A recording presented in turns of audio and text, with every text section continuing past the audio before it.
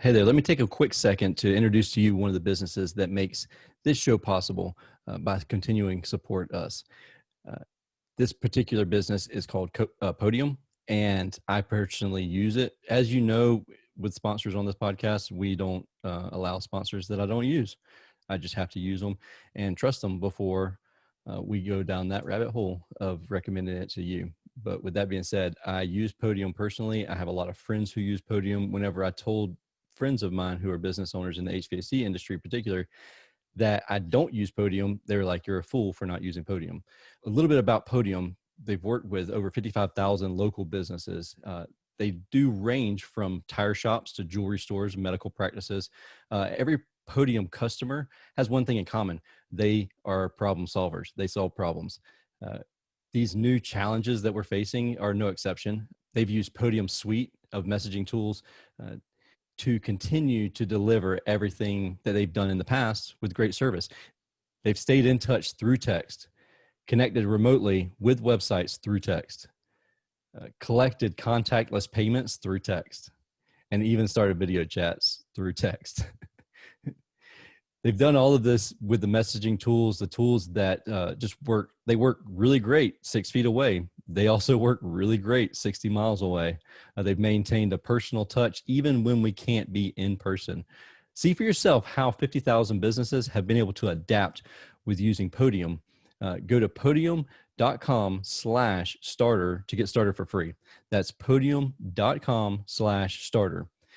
I use it and it's unbelievable. I will tell you that in the biggest pain point that I had in the past was getting messages from my Facebook business page and getting alerted properly when a message would come through. I want to interact with our clients, but I didn't have a proper way of having that communication. Well, now I have that. I have all of my chat goes to one app and I'm notified instantly, which is amazing. And if I don't reply within 5 minutes, I get an email, which is awesome too. It's amazing because I've had conversations on Facebook through the Podium app, and those conversations come straight to my phone. I'm instantly notified, and it's Facebook through our Service Titan. So Service Titan, even after hours, we're getting notified, and it is amazing. And we're sending out alerts as soon as the service expert heads places. We can send videos. It's legit a game changer. And that doesn't even mention the fact that it sends out reviews and collects reviews for us on Facebook and Google. And you can do anything else. You can do anywhere else that you have something, you can collect reviews for that place also. So that being said, long-winded, but I believe in it. That's why it's on the podcast, and I think you should check it out. That's podium.com/starter to get started for free. Back to your show. Tell me and everybody else a little bit about your background and why you got into investment advisory, like you from doing sushi. Like that's a pretty massive transition there. It is a massive transition. So the transition was more probably from finance to sushi. That was Okay. my So you did first that before. transition. So what I did was I took a pretty standard pathway initially with my career. The differences that I had, if I had say some differences between me and other folks that I worked with in finance earlier on in my career, was that I didn't do internships with banks and stuff like that during school. And I was lucky enough to end up getting a job even without that type of background. And I'm happy that I did what I did do. I think I talked to you earlier a little bit before, the fact that I worked at an air conditioning installation place. One summer, I did hardwood flooring for another summer. I worked as an electrician's assistant for after school and on weekends, and then also one summer doing that. So I sort of like to get my hands dirty, and I learned so much from those businesses on that experience that I didn't realize I was learning until decades later. Mm-hmm. And and it's one thing I always think about talking about a service business. And I know that obviously we're going Right. to end up talking about that here, but I still remember this distinctly. And I don't know, 16, 17 years old. And I'm just putting in receptacles in somebody's house, and they're having a big renovation done. And my boss comes by and he says, "Get off the ground." I'm like, "What are you talking about?" I was Oh, you were sitting sitting down. down on the ground. Yeah, putting, and I'm Uh-huh. like, "Well, but I'm right in front of the receptacle. It's like ground level, right?" Right. Yeah. He's like, He's like, "If a customer walks in and sees you sitting down on the job, that's not going to fly." He's like, Yeah. "You squat down and you Mhm. put that receptacle in. You don't sit down on the job." Even if your foot goes numb from cutting off blood circulation to you with your knees sitting on the ground. I've That's done the same exactly. thing. It's so funny you mentioned that because I have a lot of electrician friends, and I remember seeing like going through and walking through houses and seeing them, they're like saying the same thing to their apprentices and helpers and like, get off the ground. And then one of them was carrying a bucket around. So he had like a 5 gallon bucket that had like the cushions, the swivel seat on it and stuff. So he like would throw his stuff in the bucket and they got like, that was like his kind of tool bag. But uh he was like, "No, you're Mm-mm. not gonna sit in that cushion seat while everybody else is doing this, squatting down and bending your knees and stuff." And I thought that was pretty funny, but I kind of thought it was hazing, but then at the same time, they explained it to me just like you said, and I was like, "Oh, okay, that makes sense, I guess." Yeah, and it does it. Every customer expects you to be working for Yeah, them. Yeah, and obviously we need to.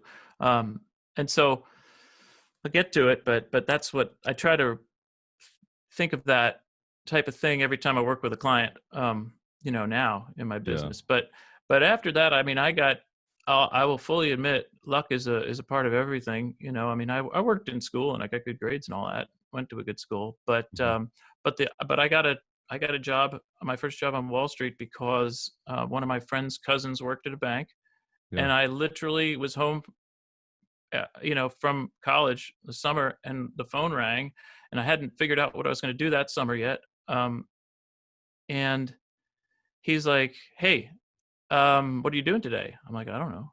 He's like, you think you can get into the city by this afternoon?" I'm like, I guess so. And so like Sure. I put on, like, I think I put a tie on. I didn't even have a suit. Yeah, I put a tie on and a nice shirt, and I got on the train to Manhattan, and I went in and I interviewed for what was turned out to be a temp job. yeah. But that was okay. It was great. And I got my first job on a trading floor. Um, and then I had fun. I enjoyed it. And at the end, I basically said, "Okay, I'll be back Mhm, after I graduate this coming year." And yeah. they're like, Well, I'm not sure that that was part of the deal." I don't know if that's how this Uh, works. right. But I think I cajoled them Mhm. into actually doing that. And so, but my first job, even after I graduated and started working there, I was technically a temporary employee. And I used to have to turn in a time card every week for the first 6 months before they finally said, "Okay, we'll hire you." Oh, that's good. Yeah, that persistency, that helps out. Yeah, and so I did that, and it was on a mortgage-backed trading desk. It was a heck of a lot of fun. It was a lot like the movies, frankly. I Really? mean, the trading desk was crazy. They had like contests Uh-huh. in the slow times. Like there was one time where, and this is where I also learned where values can change depending on who is Oh, right. involved, I could imagine. right? So they had going around the street was different trading floors were having contests. See how much money you could pay a trader to shave their head. Okay, and so It's people would take almost like collections and that Wolf on Wall Street movie, yeah, if anybody's seen it. yeah, no, and a lot of it was like that. It was That's pretty funny. crazy because and it was obviously pre-crisis. This was in the early '90s, Right. and so we got one guy. I didn't donate any money. I didn't have any money. But one guy, one of our traders, took $14,000 to shave his head, and they made a big thing. They hired they got a barber Yeah. from around there to come up to the trading floor to put up the big, to the Oh, cape wow. over them and all that. And I mean, nobody had iPhones, but they would have recorded it had Yeah. there been such a thing. Uh, and it was and we're all of us early 20 somethings are saying to each other, man, I would have done that for $1,000. Right? Like, yeah, but nobody's gonna even bother paying you $1,000 for that. That's funny. Yeah. And so, and then I saw folks getting, I did that for a couple of years, and I saw folks getting uh, promoted. And I thought I wanted to be a trader. And so, Mhm. but they kept pushing other people past me. I'm like, who are these people? I found out they went to business school, and Okay. they were just hiring people out of business school then to take these jobs ahead of me. Oh, And okay. so I said, oh, What type of school did you go to? I mean, had you been to a school at that point? yeah. So that was just my regular college degree Okay. job. So these guys are getting a master's, right? They're Okay. MBAs, Okay. and getting and going right past me. And so then that's when I said, well, geez, I guess I have to get an MBA. Yeah. So I did all that, and I took a couple of years off to did my MBA, and got out and went right back to New York City. Yeah. Um, worked worked back in finance, and just sort of, I don't want to say bounced around because that's kind of negative, but I bounced purposefully. Yeah. Yeah. Yeah. That's everybody's Strategically. looking, right. Everybody's looking to get into the job they want and to get Uh-huh. paid more money, right? So Right. I did my first job for a while. Then I went to Chicago, worked for First Chicago Bank out there. Then I eventually came here to Atlanta to Mhm. manage money, and I managed money for ING, so big insurance company, Yeah. Yeah. and did that. Then moved to SunTrust, one of the bigger banks, obviously here in Georgia, Yeah. and then uh, my whole team, we watched all these other people making tons of cash in Hmm. early 2000s by starting their own money managers. So we said, we're going to do that. And so my whole team, 12 of us, left after bonuses were paid one day. And and we started our new company in February of 2007. Oh, And that's a good timing. oh, it's fantastic. And by Thanksgiving, we didn't have to worry about working anymore. We were out of business by Thanksgiving. Wow. and and so that was a little frustrating, but hey, okay, you roll with it. I got a partner that I had worked with in that business, and we raised some capital, and we started our own hedge fund to buy distressed assets out of these that we were familiar with and all that Yeah. stuff. And um, we did that. We worked on that for about a year and a half, and then right before we were about to make our first purchase, I think we were going to put about $120 million to work, Oh, wow. and and right before, I mean, the paperwork was in process, everything was happening, and then they bailed out the banks for the last time, Oh, yeah. and we got a call literally the next day from our counterparty, and they said, well, you know we don't need your money anymore, Yeah. we We got got the a government's bailout. money. Yeah. and Oh, man. and that put us out of business right then and there. And so I said, uh, I was so frustrated. I So can only imagine. this was well, and my partner, he was a little more masochistic. Is that the one where you don't like yourself, or is that one I where you don't don't like other know. people? I never know those things. But he used to keep track of what we would have been paid Oh, had man. that happened. That's just And gonna make I'm you like, so don't, it's gonna make you hate yeah, the world. no kidding. I'm like, don't tell me this. He'd call me up. He's like, yeah, I think we probably would have each made about 7 million Yeah. off of that one trade, and it didn't happen, obviously. So I was so angry that I said, I'm going to do something completely different. I'm not doing this anymore. People Yeah. keep pulling the rug out from under me. Mhm. And so I looked at businesses and what type of businesses have low barriers to entry, and and then I could feel like I could understand. Yeah. And food obviously is one of them, right? Food is good. And everybody needs to eat, That's right. even if there's a recession. Mhm. And so, I mean, it was foolish, but I thought I was smart. So I said, oh, well, I'm not going to open a restaurant because I don't want to worry about, Deal with the are people people. going to walk in the door, Yeah. Yeah. Yeah. Yeah. all that.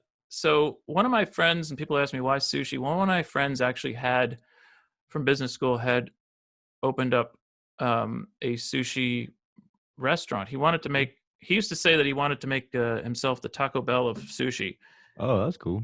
And I used to say to him, at least let's shoot for Chipotle, not Yeah, Taco Bell. right. But Taco Bell, like 2 a.m. leaving the club, and we're gonna hit up the sushi bar. exactly. But so I said, hey, listen, I have an idea. I how about if I open up your business, you help me learn how to do the sushi business, but we don't open up a restaurant. I don't open up a restaurant in Atlanta. I'm going to open up a wholesale supplier of sushi, Okay, and I'm going to get corporate clients. So that's then cool. I can go out to sell to people. So I control whether I have customers or not, in theory, versus just turning on the lights and hoping they walk in for lunch. Yeah. Um, Right.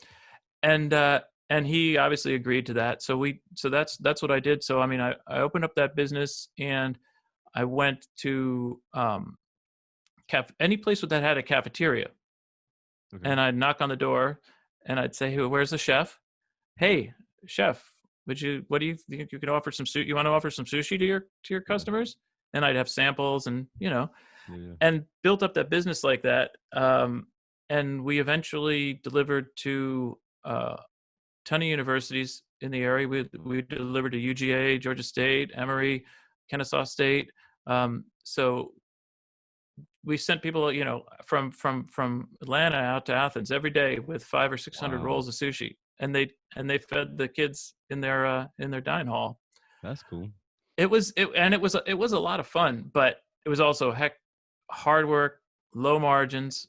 Yeah, I could imagine. And what happens if, like one place says we want 50 rolls, and then 30 minutes into lunch bum rush, they've sold 50 rolls, and then they want 50 more or something like that. Did you have to, like, I imagine, like, especially when you first develop the relationship, this, like, figuring out when they're getting too much or not enough. Oh yeah, no, and that was the most difficult part, and that's where some sales acumen comes into it a little Yeah. bit. I'm not a good salesperson by any stretch. The reason why people do business with me is if it takes time. They get to know me, and they're like, "Well, that guy's not an idiot. Maybe I should do some business with him." But I'm not the kind where I can walk into the door, and Yeah. have a golden, so say Oh, some golden yeah. words, Uh-huh. and people are like, "That's the guy." Mhm. Unfortunately, that's not me. I know some people like that, but that's not me. But my partner, like, he was so afraid of losing business that he would say, okay, well, listen, we'll deliver you 100 rolls, and you pay us for whatever's sold, and you don't have to pay us for what's unsold. Hmm. And that makes for the easiest sale, Yeah. because there's no pressure Right. Them to get on rid the of it. on them to get rid of it, right? So um some clients said, okay, that's real nice, and still going to take my responsibility to sell this product, because Mhm. of that's the way it should be It done. should be, yeah. Others just would take advantage of us and use us to keep their shelves stocked. Stock. And Um, knowing they weren't gonna sell it, or if they did sell, I could see, like, that you could have unless you had access to their POS system, like, they could sell stuff and tell you they didn't sell it, they had to oh throw it. yeah, no, we had a system such that they had to record obviously sales, and so Okay. and then when our delivery guys would go back, we required them to give us back the unsold Oh, stuff so okay. we could Okay. then double check them Gotcha, and gotcha. things like that. Because, oh my God, listen, before we started double checking, some of those guys, they would do the same thing. They would claim to. I believe it. It's a crazy business. By and large, I mean, I love the food business. I mean, I'm not back into it, but Mhm. by and large, the folks working in the food business, they care about Mhm. people, and that's Yeah. what I really loved about it. If they've made this work a career, it's because of they want to people feel better, and they're Yeah. making them feel better by giving them a good piece of food, whatever it is. I could Um, totally see that, because anybody that I've ever met that's a chef or a sous chef or any even like a server, like, there are other jobs they could do and make the same or more money and not have to deal with people who oftentimes are irrational. So if they're yeah, doing that, like, it's because they really love that job. it sure is. It sure is, and so that would come through with people that you get to know in the business. And so, and obviously, we'd all take care of each other the way we could. Mhm. But but yeah, and so I did that for a number of years, and it was fun. I mean, the coolest thing was probably delivering sushi to Atlanta public schools. We were the first That is sushi cool. Yeah. sales and delivery to a public school system in state of Georgia, and one of the first to do it, across the U.S. as well. And I got to work with the superintendent of APS at the time. It was really, really neat. That is neat. Um, but what happened was a few years into it, I realized that I sort of had tapped out that area of growth, and the only way to grow the business basically was to do more catering. And I was already doing catering. We'd work with caterers and things like Yeah. that, but I needed to grow that. It was a better margin Mhm. in that part of the business. But the problem was that catering jobs are nights and weekends, Mhm. and that So didn't you fit. literally would have to work 24 hours a day. Basically, Yeah. basically. Or I would be the one on Somebody would call. be. Yeah, I would be on call overnight, but when you're working with the caterers, they expect a representative of the company to be there, especially if you're delivering a significant amount of important food. Lots of times I'd have to serve. Um, and Yep. now it was cool. We did some parties, well-known parties at the Masters. Yeah. Uh, Couple of years in a row. That was a lot of fun. You get And to and meet I would imagine you get to meet some pretty cool people. we did. We did. We got to meet some fun folks, some famous folks it was surprising. But at the same time, it just wasn't going to work for my family. Mhm. And so something had to give. I was blessed that the business was good enough, Mhm. and recognized, I guess, locally enough that I actually sold the business to folks who made an incoming call to me. They Really? called me, yeah, they called me out of the blue. It was funny. I remember distinctly. It was right before Thanksgiving, so I was sort of off from work because it was Thanksgiving, a slow time for selling sushi. Yeah. Schools were off and things like Right. that. I picked up this call, and I hardly ever picked up unknown calls because I wanted to Mhm. know if it was a complaint first. um, but I picked up the call, and this lady said, "Hey, is this John Stoy?" And I said, "Yeah." "Do you own Rolled Right Sushi?" And I said, "Yeah." She's like, "Well, we used to buy your stuff when I used to go to Emory Hospital, and my husband and I are looking for business, and we were wondering if you're interested in selling." And and it was, I mean, I'm like, I probably don't think so. I mean, Yeah. I'm still growing my business. And she's like, "Okay, well, keep us in mind." And fast forward 3-4 months, to when I was getting out of bed at 1 a.m. and That the phone the call. What was that right, phone number again? right, that's exactly right. And I stayed up after I got back to the house, after delivering more avocados to the guys at the commissary. um I sat up. I couldn't go back to sleep. It was 4 a.m. I couldn't go back. I couldn't back to sleep. I was like, I got to call this lady. I had to call this Yeah. lady. So yeah, again, everything fell into place, and I was able to sell it. And I think the reason is that because of the way I designed the business, right? I was selling them a genuine book of business. They knew that um, these customers were going to buy the sushi the next day, the next Yeah. week, and if they handled their business right, the next month and months after that, right? It So would be consistent and yeah, it would follow your pattern that you've created. right. With that being said, like so in air condition any of the trades that require a license, they can still be a low barrier to entry, but they kind of have their challenges because you actually have to show proof in order to get your license, unless you're Mhm. using someone else's license or you're not going to use a license, which I would not advise for anybody listening. But we also have landscapers and roofers who don't require those same licenses, and their barrier to entry is pretty low. Um, so they have challenges of other competitors coming in and doing the same thing for cut rate prices. Did you ever have to worry about that or deal with that? Because I imagine if somebody's seen like you having success with doing sushi that way, they would say, "Hey, I can do that. Like it's a sushi roll." Like, you know, if, Yeah. and for those who are listening who have had good sushi and had bad sushi, like there is a difference between the two, just so you know. Yeah, there is a huge difference, and we had to overcome that barrier, selling to clients, because I told them that it was going to be packaged sushi that they could sell to their customers, and they're like, "Oh, packaged sushi? You mean like gas station Like gas sushi, station sushi. right? Or Yeah. or even the sushi that you'll see in Kroger's, Yeah. right? Yeah. Yeah. Where, uh, and I knew some of the people that actually owned those franchises within the Kroger's that did the sushi. We would have to be very clear onto what our ingredients were, and that's why for us sampling was so important. Yeah. But another thing, that going back to your question, that I think is important.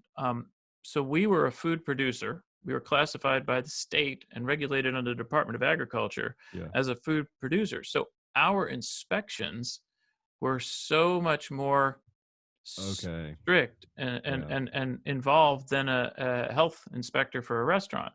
So Um, you're not like somebody may have more success if they had opened a restaurant, or not more success, but less less of a barrier entry Oh, possible. for sure. I have to say that, I talked earlier about why I identified that business as a low barrier to entry business, and that's why I chose Yeah. it. Turned out I chose the highest area of the barrier, you know. Gotcha. Gotcha. Yeah. So if there was a barrier, and it was a kind of a low barrier most places, I went to the place where there was somehow they built it a little higher. Yeah.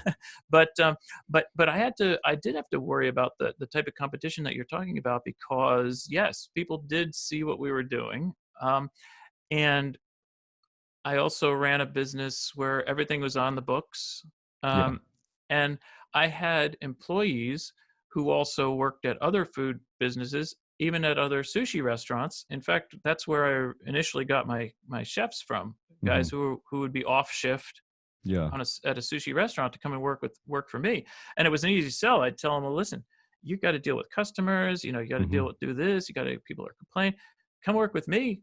We turn the lights on, turn the radio on, and all you have to Just do is go make to town. sushi. And Yeah. they're like, dude, awesome. No Um, brainer. no, exactly. But the problem was is that these guys that would then try to sort of get in on the business, Yeah. oftentimes they were paying people under the table, um, using inferior product, Yeah. and just not having to incur the costs that I had to incur to do everything above board. Yeah. And To run things with so you could sleep at night. You had that core value that, making sure, like, our core value is integrity first. So even if you mhm, can't see us doing the right thing, we're going to do the right thing. And like you said, there are people who will cut corners, not get that permit, or, not pay for what they're supposed to have. Like they could just use something that nobody else is going to see. So it's not really a big deal. And yeah, instead of cutting those corners, like to do it the right way is more expensive. it's short term, it's always more expensive, right? Yeah. Hmm. Longer term, hopefully it works out. Hmm. And I think, for me personally, it worked out because I was able to again sell the business, and Yeah. and they're still chugging away. How long ago was it that you sold that? I sold it in the first quarter of 2015. Okay, so it's been a while, So and they're yeah, still it's been a chugging while. along.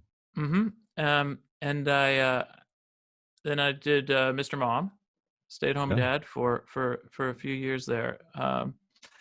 And I had people, friends of mine, were saying, "What are you going to do next? What are you going to do next?" And then yeah, they, they all kind of assumed that I was this entrepreneur.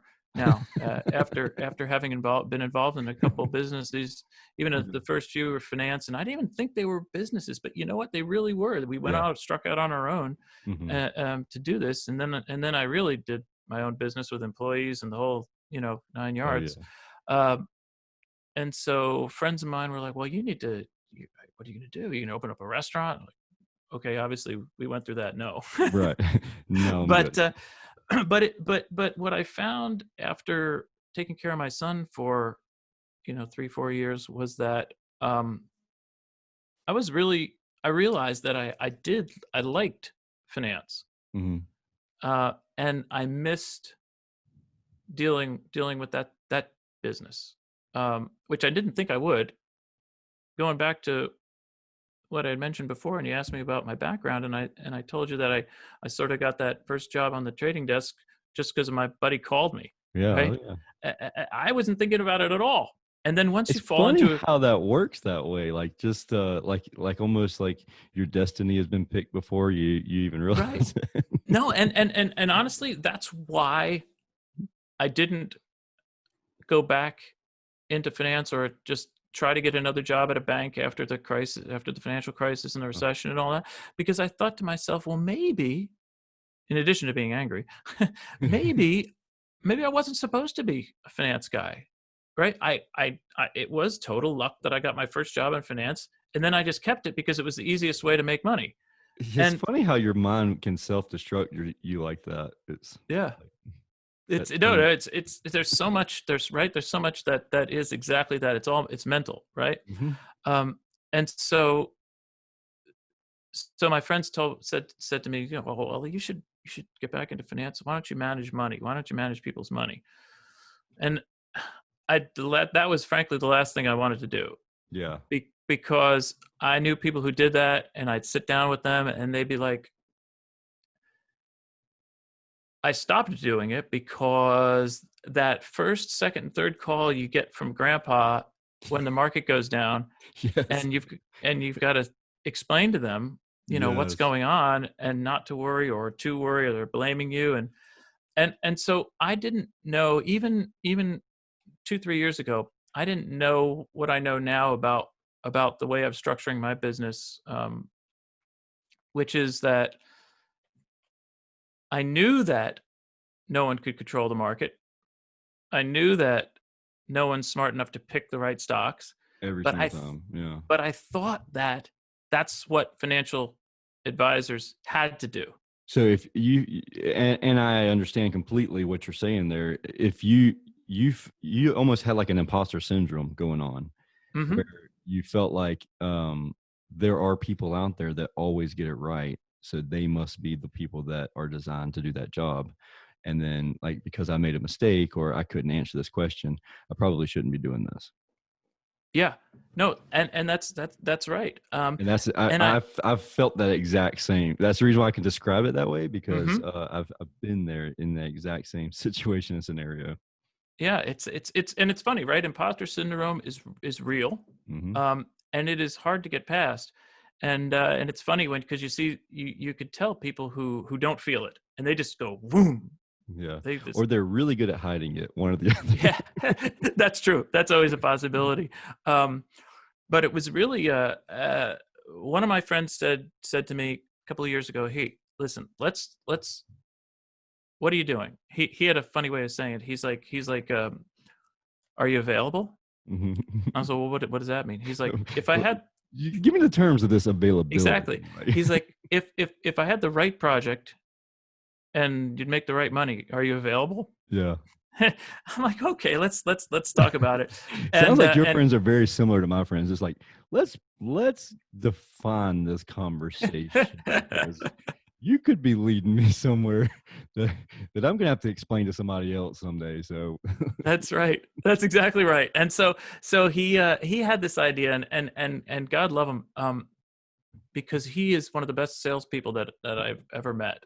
Um, but he had an idea to work for an insurance company and basically sell insurance, right? But we were gonna do it the right way. Obviously, there's a lot of folks that sell insurance the wrong way. right, There, I mean, nothing to against the say the insurance least. industry in general, right? I mean, I have insurance. Everybody should have insurance. Yeah. Let's throw that out there. But there's also a lot of folks that are in it, strictly for the commission, Oh yeah. and they make it harder for the folks that are doing it right, of which there are plenty. But Mhm. so we had the idea of doing it right, and I was going to do the financial planning side of it, and he was going to basically sell Okay. insurance, Yeah. the insurance side of it. It sounded like a good plan.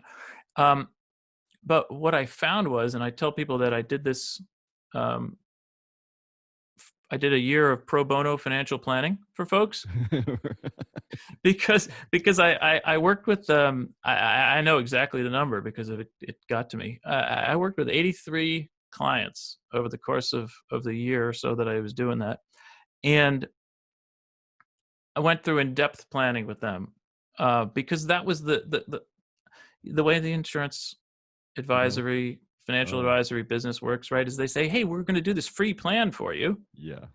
and then you sell them something, right? Hmm. Well, so I did these plans for folks, met with them multiple times, put a lot of hours into this. It's not Yeah. inconsequential to do a real financial plan for somebody. To do something like, for anybody that's listening that hasn't dealt with this, because like I have a financial planner, and it basically evolved from my insurance guy, which was my friend before he became my insurance salesman, broker, whatever. And he just happens to work for Allstate, and he's a really good guy. Like you said, there's good guys and there's crooks, or basically criminals. But he's a really good guy, and he was like, "Hey, here's my financial advisor. I just brought him on board. Like, he's going to do this for free for you because he's new to our organization. But uh, would you let him do this quick analysis?" And I was like, "Sure, quick analysis. That sounds good to me." And it's like, "John, please stop calling me. Like, this was supposed to be a quick analysis. I thought 30 minutes, we were done." And it's like, "Nope. I'll get back with you next week." I was like, "Okay." Yeah. Oh yeah. In That depth. it's so it's an involved, and it should be an involved process, Yeah. right? This is Hmm. important. Absolutely. But I did all these plans for these folks, and I got to the end of them, and not one person that I worked with needed something that I could get paid on because of I was working for a commission shop. They Wow. did not need the insurance that was going to pay me, Yeah.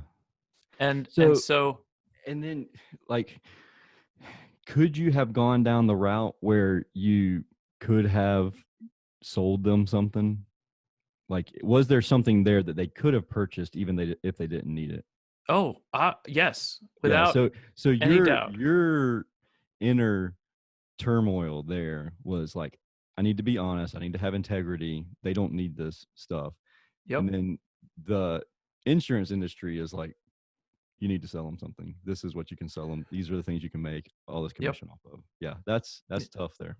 No, it's and it was really difficult, and I was again working with my friend and who I do respect, and he truly believes that he's doing the right thing for these people because he did sell stuff to him, because and there's a grain of truth to this. So I'm gonna say he knew that the only way these people were going to save anything for the future was Yeah. by doing it through his product that he was Mhm. selling them, and so And there's yeah, some truth to that. I could definitely see that because in the service industry, and business owners are the worst about this. I'm guilty of it myself. Like, we see our business as our nest egg, like that's our retirement, like that's what we're going to sell that one day, and that's what we're going to retire off of. Business owners are the absolute worst when it comes to that kind of stuff. I have Hmm. one friend of mine many years ago. Actually, it was about 2008. We were talking about, what about these business owners? Because I had a lot of friend connections with home builders, and I was like, why don't you hook up with these guys and try and sell them some insurance or some, the financial stuff side of things. Yeah. And she was like, "Oh no, they're my worst clients because they have their nest egg right in front of them." And then 2007, 2008 happened, and they went belly up, and they lost everything. And so, with the service techs and the service experts in our industry, like, for me, I tell them, "Hey, look, we need to start thinking about the future." Like, I'm 21 years old. I'm not thinking about anything but getting off Friday afternoon and cruising the strip. Definitely not thinking about the financial future. And so it's like, it's one of those things. And I know that it's not just our industry, but I'm familiar with our industry. Oh Uh, yeah.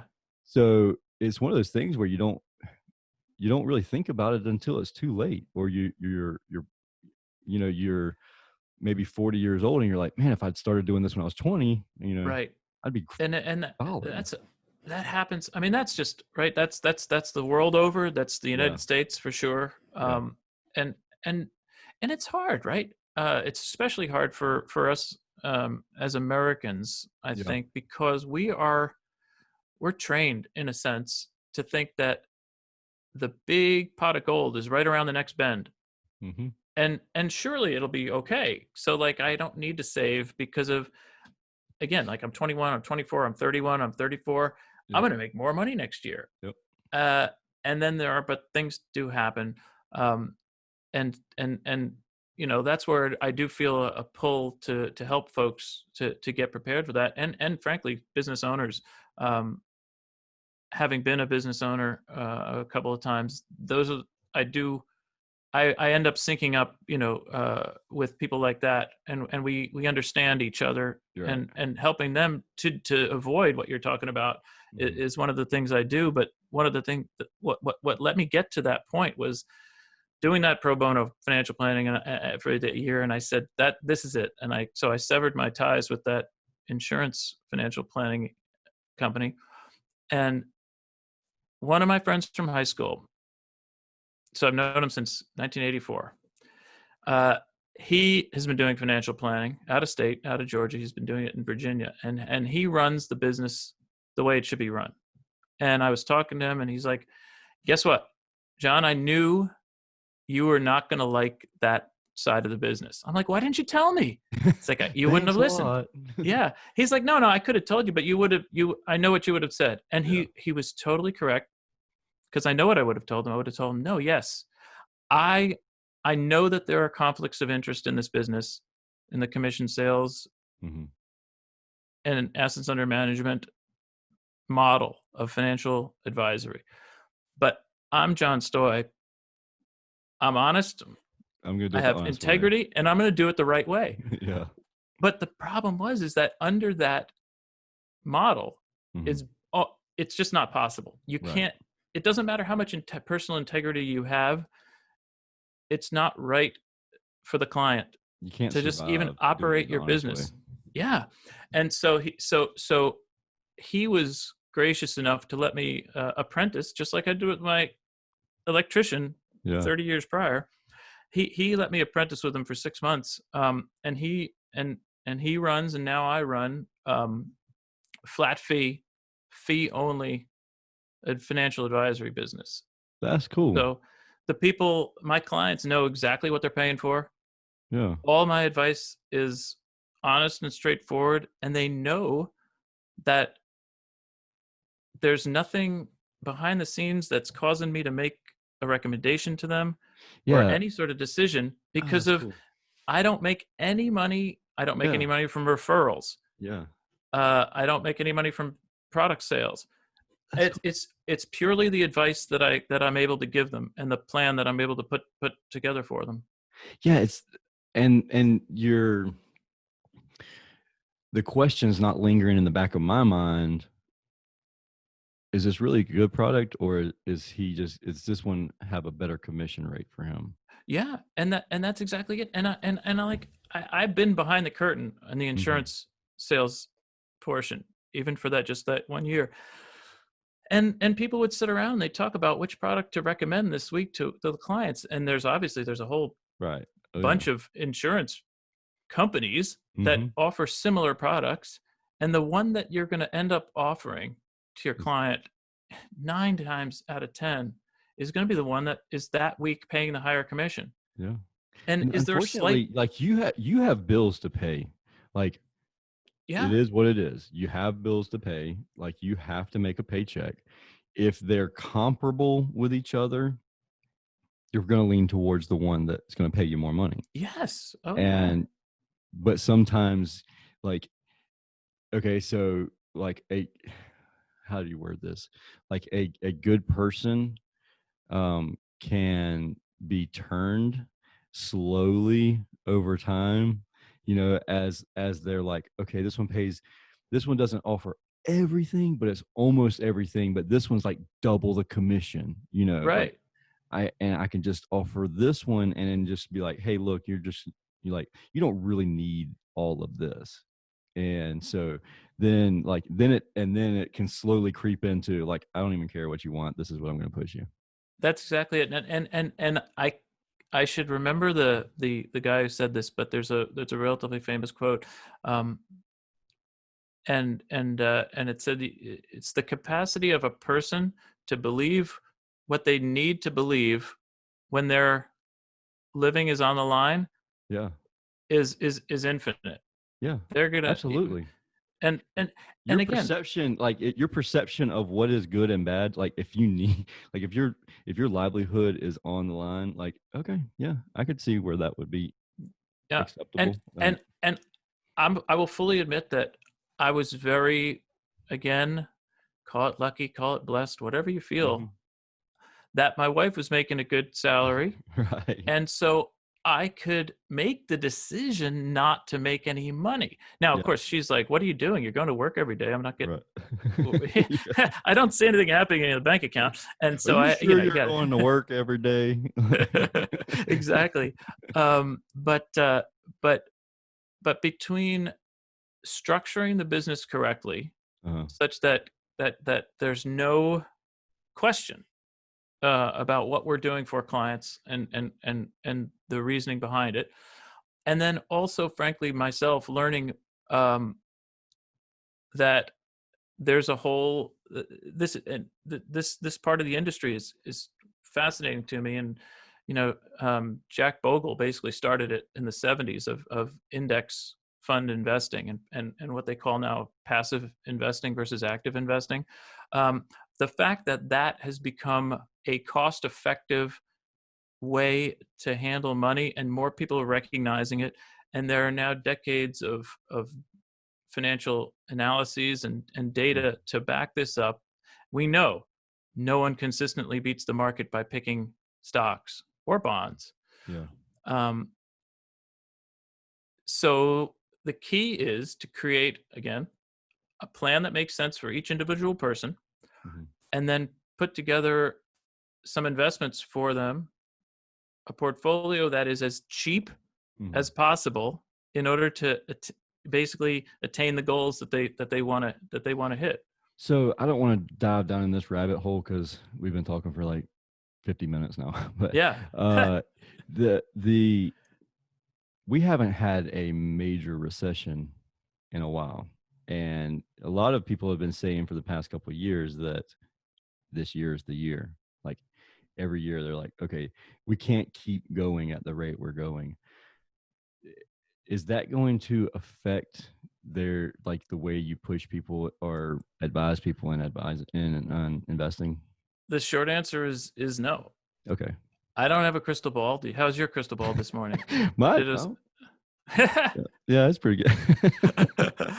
yeah, and so no, I have no idea. I don't know when the market's going to turn. Will Okay. it turn? Of course it will. I mean, we Yeah. know that historically, right? Yeah. But like you said, the people that sold at the end of 2018, pretty sad, Yeah. Yeah. I because mean, it 2019 sucks was an 'cause awesome yeah. year. And so I don't know what's going to happen, but I do know that some people and some investments, I should say, are going to cost you a lot more over the course of your investing life, Yeah. and some investments are going to cost you a lot less. Yeah. And the only thing that I can control is whether you pay that extra cost. And so I'm going to work There you go. to avoid paying that cost. There you go.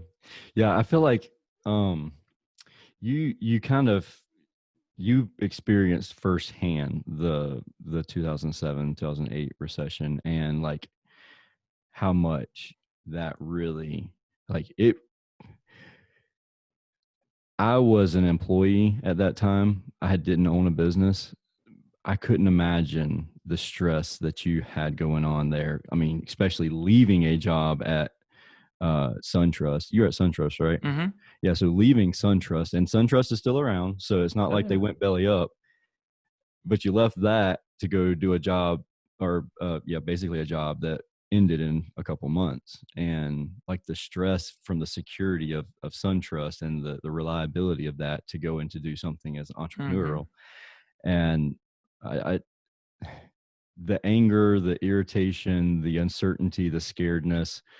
I mean, thankfully, your wife is a physician, and so like there's people are going to get sick, people are going to get hurt, they're going to need surgeries. That's there's pretty certain, like almost recession proof-ish. Like there's going to be some downturns and stuff, but Yeah. it's very safe industry. I feel like my wife is, anybody that's listening knows that whenever I first started my business, like I didn't take a salary forever. We 100% threw all my money back into the business, and my wife was the breadwinner of the house for several years.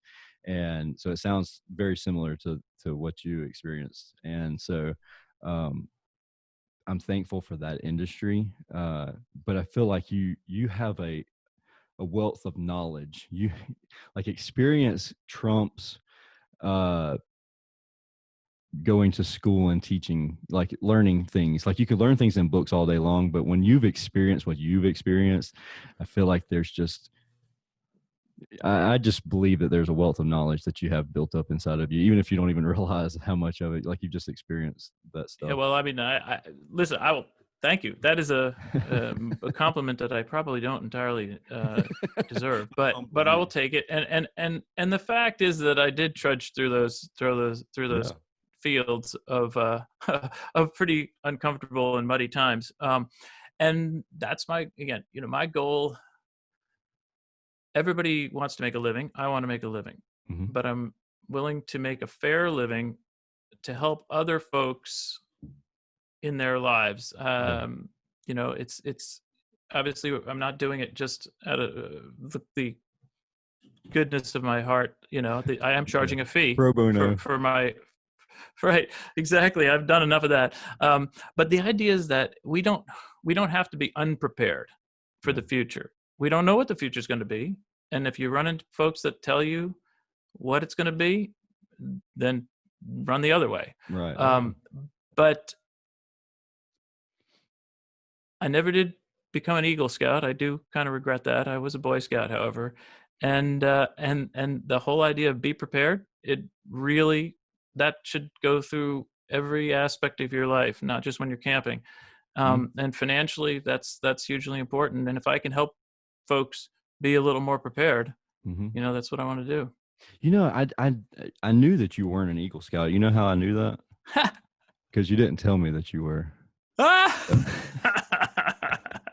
that My that dad, that my that's good. dad was an Eagle Scout, and I did Boy Scouts, and I didn't accomplish it. But that's a running joke that I give him. I know you're an Eagle I like Scout that. because you'll tell me that I'm you're an Eagle Scout.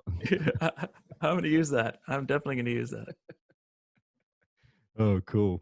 So, like, we didn't even touch on a whole lot of stuff that you offer, but I really want people to reach out to you and get in contact with you. And what is the best way for that to happen? Where do you connect best at? Um, you'll be able to go talk to me at get in touch with me on my website. It's verbatimfinancial.com, name of the business and the name of the website. And if for some reason it just my name just shows up and people want to contact me, I also have a website that's John F as in Frank Stoj STOJ.com, and that'll provide a portal to Verbatim's website as well. But I'm for better or for worse, I'm all over social media. Mhm. The Google box will give you my Yeah. contact info. But I love to know if it comes through Verbatim Financials website. It helps to know. Okay. Yeah, well, that's what we'll link it to verbatim for sure then, and if you just happen to have this burning desire to look him up on social media, it's Stoj STOJ. That's right. The J is like a Y. I'm very used to that. It's funny. So my one last thing, which is nothing to do with anything. My Twitter handle is Stoyboy STOJBOJ. That's Um, funny. and so in one I of can these only twists imagine the of way people are like, yeah, Stoj, they definitely don't know. Stodge bodge. But so when I was in grade school, um, for one reason or another, I went through a couple of years where kids would pick on me, Oh yeah, and been there. and they used to call me Stoy Boy, and I hated it. That was their put down Yeah. on me. and I couldn't stand it. And then fast forward 10 years or whatever, and I'm in college, and um, my whole life sort of turned around in college in terms of popularity and all that. And Yeah. it was a great experience. I boxed in college, and so one day, so we had this thing at Notre Dame called Bengal Bouts, and so it's an intramural tournament, boxing tournament, and so I was going across the quad to head to do this competition, and my friends started clapping and chanting to the old, not that people necessarily know it anymore, but the old Cosmos cheer, and so they would cheer "Stoj boy," and that moment it turned around to being a good thing, Yeah. and so now I've embraced it. That's and it's only fitting fighting Irish and boxing and like it just was destiny, obviously. That's right. And it's funny that you said that because whenever I was in elementary school, I had kids that tortured me as well. Like Tersh, you can only imagine how many Yeah. different things they could twist and turn off of that. And it's not a normal name because I was in a Catholic um, elementary and middle school, private school, and like everybody was Jason, John, like it was very like just normal names, and then you had Tersh, and when you have like a substitute teacher, that was the worst because they Oh, were like, I can only imagine. So you can edit this out, but what? So where did Tersh come from? You got to tell me. oh no, I won't edit this out. It's Tersh is Latin for three. I'm sure there's people that are listening that are like, seriously, where the hell did you get that name? So my real name is David. So I'm David Blissett the third, and tertiary is short for tertiary. So like primary, secondary, tertiary. And so I am Tersh, and I've been Tersh since I was born. My grandma just said that's your nickname, and that it just stuck. And so it's funny. I hated it when I was in school. Like I swore when I'm 18, like nobody's gonna know that I'm Tersh. I'm going by David, like whatever. And to add to the insult to injury, my middle name is Leslie. And you can only imagine, like, okay, just straight torture. We're in South Yeah. Georgia. Like, your middle name's Leslie? Seriously? I was like, well, it's my dad's and my grandfather's also. They had a sick sense of humor. And so they decided that they'd add Tersh to that repertoire of humor. So yeah. And now it's like I don't even sign my last name anywhere I go. It's just Tersh. And it's like I get the freedom to be lazy and I don't have to write my last name. So nobody even, I knows my last name is Blissett. And I like it. Thank you yeah, it's for 22, sharing but that. I now it's like it a turned lot. around. It's good for me. So cool, man. Well, I appreciate you coming on the show. And, we didn't talk, like we didn't stay on topic on some things, but it was really valuable. And I value that you were able to share your experience as an entrepreneur and selling your business. And I know that some people are going to have questions about the sales process of that. And if it's okay with you, we might reach out to you and ask you more questions about that later. Yeah, I'd love it. I like to go through all that stuff because I think it's, it's super important, and Yeah. because of that needs to be, if you are an entrepreneur and have your own business, that the process and the thoughts behind eventual sales has to be in the forefront of your whole planning, frankly. Now, I don't want to dive into this rabbit hole either, but did you like when you first started, like, did you plan it out? Like, were you and your partner like, okay, so if we want to sell this, because you seem like you were pretty methodical with your financials and your bookkeeping and that type of stuff, with you having a finance background, I kind of expect that a little bit also, but like, did you say, okay, well, if we want to sell this business one day, we need to make sure that we're doing X, Y, and Z? Yeah, no, for sure. Okay. Because of we knew we needed policies and procedures in place. Yeah. You needed manuals. You needed to be able to hand over the business to Let them run somebody it. new, Hmm. and you could be gone. So that's huge. Yeah. Yeah. And I think that's what most people, I think, I don't think, I'm pretty certain. I believe that uh, that's the biggest downfall in the service industry is we almost come into our business as a hobby to start with, just to see if it's going to sink or swim. And then 10 years later, you have 10 or 15 or 30 or 100 employees, and you're like, oh, you know, it survived. We swam, but now I can't sell it because I didn't write down everything that we were doing the whole time. Mm-hmm.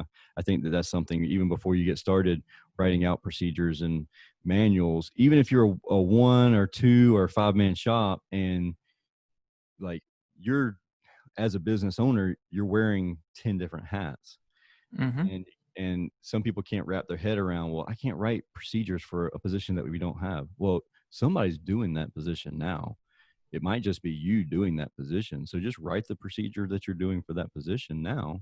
And when you hire someone, then the procedure's already written out, and it's less. There's still going to be some things that you're going to have to tweak, but it's going to be less tweaking and less writing down. Or I shouldn't say the word tweaking. That's, yeah. But No, let's it, have you're any exactly questions. right.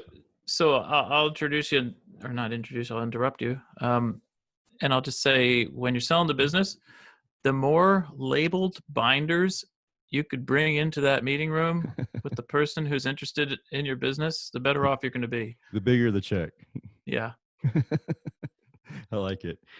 Cool, John. I appreciate you coming on the show. And for anybody that's listening that wants to get more information, John's already mentioned, but I will put the links in the show notes for. I'm just going to direct them to your website, and then It's let perfect. them use old Google for anything else.